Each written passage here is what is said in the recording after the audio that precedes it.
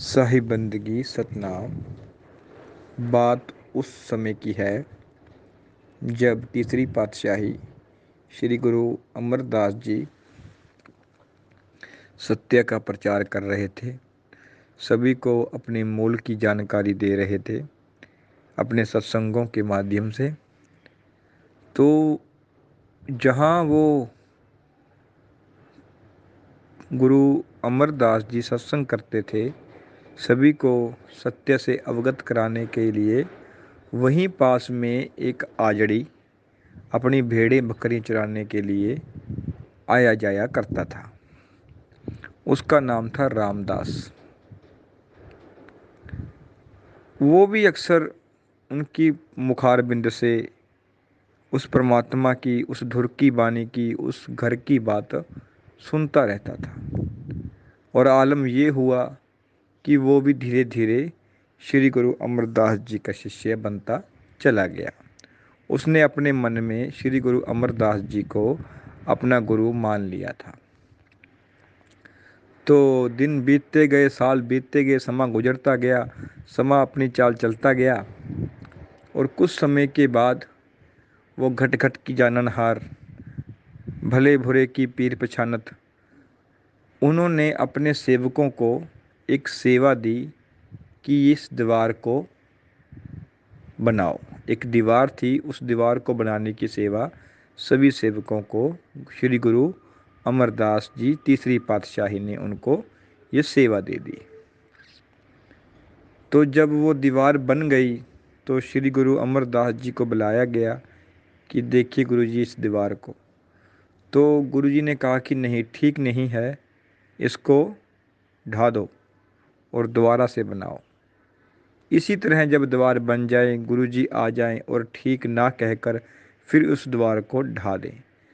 तो ऐसे ही क्रम चलता रहा और 70 दफ़ा उस दीवार को बनाया गया और ढहाया गया। कई शिष्य के मन में ये संशय पैदा हो गया कि गुरु जी की मति मारी गई है। जो आते हैं दीवार को ढा देते हैं, फिर कहते हैं बना दो। ऐसे करते करते करते करते सभी शिष्य उस सेवा को छोड़कर अपने अपने घर चले गए। लेकिन वो आजड़ी, वो रामदास ही अकेला उस दीवार को बनाए जा रहा है।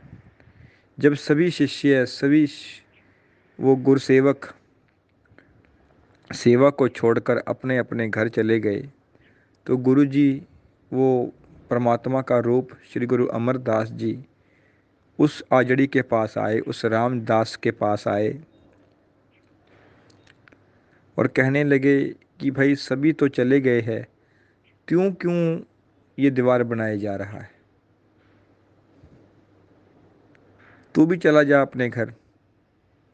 तो इस पर उस आजड़ी ने, उस रामदास ने क्या बोला, ये हम सभी को सुनना चाहिए और उस पर ध्यान देना चाहिए कि हे गुरुवर, हे मेरे मुर्शिदे कामिल, मेरा काम सेवा करना है। मेरा ये सोचना नहीं कि आपने क्या कहा। मेरा काम ये सोचना है कि आप जो कह रहे हो वो मुझे करना है। मैं तो अपनी सेवा कर रहा हूँ। बनाना भी सेवा है और दीवार को ढहाना भी सेवा है। मैं तो अपनी सेवा में व्यस्त हूँ। आप जो हो मुझे हुक्म देंगे, मैं वही कर सकता हूँ। मैं अपनी बुद्धि नहीं लड़ा सकता। तो इतिहास गवाह है, वही आजड़ी, वही भेड़ बकरियां चराने वाला आजड़ी जिसका नाम रामदास था, उसको घट घट की जाननहार परमपिता परमात्मा श्री गुरु अमरदास जी ने चौथी पातशाही के रूप में घोषित कर दिया, आत्मा से परमात्मा कर दिया। इसीलिए बोला गया था कि संत और पारस में बड़ो अंतरो जान। पारस लोहे को कंचन करे और संत कर ले आप समान। तो कर लिया ना रामदास जी को आप समान, बना दिया ना चौथी पातशाही। तो ये होते हैं संतों की शरण में आने के प्रभाव। साहिब बंदगी सतनाम। सतनाम। जैसे एक सत्संग में आता है कि संत और पारस में बड़ो अंतरो जान। पारस लोहे को कंचन करे, संत कर ले आप समान। इसमें एक कवि ने, एक समाज के सुधारक ने संत को और पारस में कंपैरिजन बताया है कि क्या फ़र्क है। पारस केवल लोहे को सोना कर सकता है, केवल सोना, लेकिन पारस में इतनी पावर नहीं है कि वो लोहे को पारस बना दे, ये उसमें क्षमता नहीं है। लेकिन संत, संत उस लोहे रूपी मानव को भी संत बना सकता है, परमात्मा बना सकता है। इसीलिए कहा था कि संत और पारस में बड़ो अंतरो जान, बहुत फर्क है, बहुत अंतर है। पारस लोहे को कंचन करे, कंचन माना सोना, सोना करे, लेकिन संत कर ले आप समान। तो जो शब्द और सूरत का भेदी होता है, वो उस मानुष रूपी लोहे को भी संत बना सकता है, परमात्मा बना सकता है। ये भाव था। साहिब बंदगी सतनाम।